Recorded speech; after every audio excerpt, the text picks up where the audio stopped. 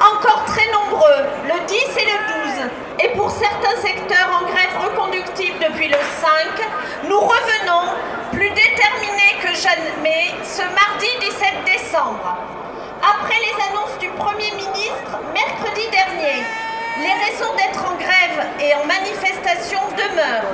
Le gouvernement s'obstine à porter ce projet dont la majorité de la population ne veut pas. Le gouvernement cherche systématiquement à nous diviser. Salariés contre fonctionnaires, actifs contre retraités, celles et ceux qui ont un emploi contre celles et ceux qui en sont privés, et désormais, celles et ceux qui sont nés avant 1975 contre celles et ceux qui sont nés après. Annoncer que les premiers à pâtir de la réforme des retraites sont ceux qui sont nés après 75, c'est mentir. Et c'est remettre en cause la solidarité entre les générations. Nous ne laisserons pas le gouvernement nous diviser. Nous refusons que nos collègues plus jeunes, nos enfants, pâtissent encore davantage de ce recul social. Qu'on ne compte pas sur nous pour laisser tomber les générations futures. Ça risque pas. Notre force, c'est notre unité et notre volonté de faire céder ce gouvernement. De plus, il est prévu que l'âge d'équilibre augmente d'année en année. Nous serions donc tous et toutes obligés de travailler plus longtemps pour avoir une retraite moins misérable. À Solidaire, nous ne considérons pas que l'âge d'équilibre est la seule ligne rouge à ne pas franchir. Nous rejetons en bloc cette contre-réforme. Elle est défavorable à l'ensemble des travailleurs, salariés et indépendants, du public comme du privé, ne serait-ce qu'à travers le calcul de la pension sur toute la carrière. Quant au minimum à 1 000 €, c'est-à-dire quand même en dessous du seuil de pauvreté, il faut savoir qu'il était déjà présent dans la loi de 2003 et qu'il n'a jamais été appliqué. En plus, il ne sera donné que pour une carrière complète, alors même que les carrières des plus précaires ne le sont presque jamais. C'est encore la misère pour les moins riches et le maintien des situations de dépendance des femmes qui ont les plus bas salaires et les carrières les plus discontinues. La moitié de celles et ceux qui prennent leur retraite ne sont déjà plus en activité aujourd'hui.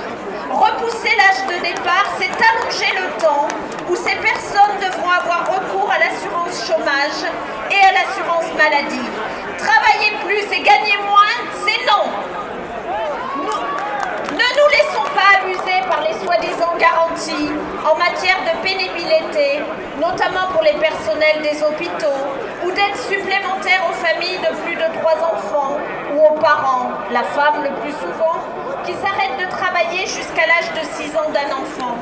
Nous ne croyons pas non plus aux promesses de primes pour les enseignants, primes conditionnées à des tâches supplémentaires et qui de toute façon ne compenseront pas la baisse des pensions. Sud Éducation ne se rendra pas aux négociations. Qui d'ailleurs pourrait encore faire confiance à ce gouvernement qui considère oublier de déclarer 13 mandats aux 11 toujours actifs et des salaires révisés à la hausse de 50 000 € quand même, est simplement une erreur. Ce gouvernement qui prétend vouloir maintenir la retraite par répartition alors qu'il a pris conseil auprès d'assureurs et de financiers qui attendent avec impatience que la retraite par capitalisation s'implante en France. Nous sommes dirigés par des menteurs et des voleurs.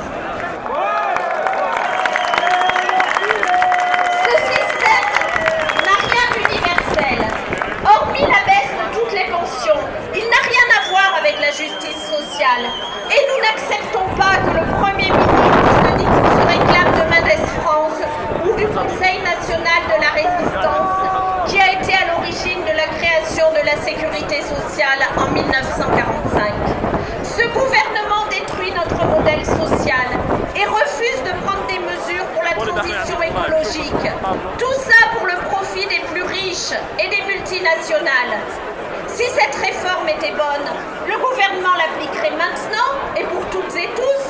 Quand on veut supprimer les régimes spéciaux, pourquoi maintenir celui de la police dès à présent? C'est bien parce que tout le monde pressent que cette réforme est injuste. Pour Solidaire, ce projet n'est ni amendable, ni négociable.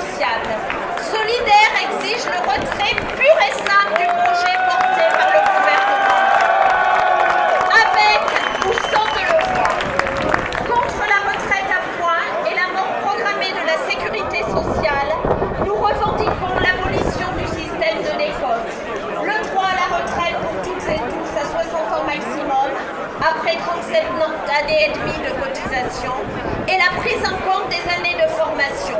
Aucune pension en dessous du SMIC. Un taux de remplacement à 75% du dernier indice. Rien ne nous arrêtera, pas même la répression policière qui s'abat de plus en plus sur les manifestants, à Clermont y compris. On va gagner.